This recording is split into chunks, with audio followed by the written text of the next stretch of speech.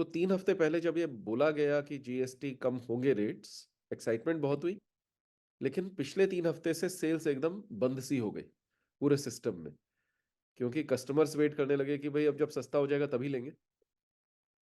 अब कस्टमर को नहीं समझाया जा सकता, हर कस्टमर को समझाया नहीं जा सकता कि भाई इलेक्ट्रिकल प्रोडक्ट्स पे तो चेंज होना ही नहीं है कुछ।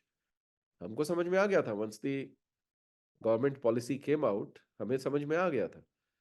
लेकिन क्योंकि वो हमारा बिजनेस है इसलिए हमें समझ में आ गया। कस्टमर का तो बिजनेस नहीं होता, उसने खरीदना है। तो हर कस्टमर थाम के बैठ गया कि अरे जब अब सस्ता हो जाएगा 22 तारीख के बाद तभी खरीदेंगे।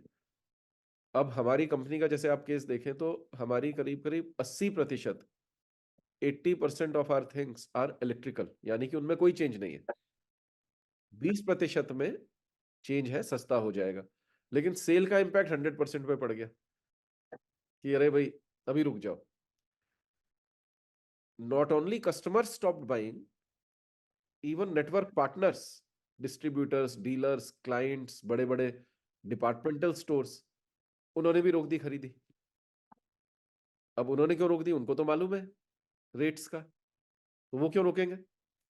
उन्होंने इसलिए रोक दी क्योंकि ये रूलिंग्स समझ नहीं आ रही थी किसी को, जो आपने अब सवाल पूछा कि स्टिकरिंग करी कैसे कर रहे हैं, मैनेज कैसे कर रहे हैं लॉजिस्टिक्स को, ये किसी को नहीं पता था कि नया माल नए स्टिकर लग के आना है, जो माल वहां पड़ा है उस पर रीस्टिकरिंग होनी है क्या, जो माल दुकानों में पड़ा है उस पर रीस्टिकरिंग होनी है क्या, या वो माल वापस भेजना है कंपनी को और कंपनी ने रीस्टिकरिंग करके दोबारा से इनवॉइस करना है फ्रेश जीएसटी रेट पे।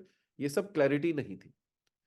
उस वजह से 3 हफ्ते से करीब करीब पूरा बिजनेस पूरे हिंदुस्तान में थोड़ा सा रुका हुआ था।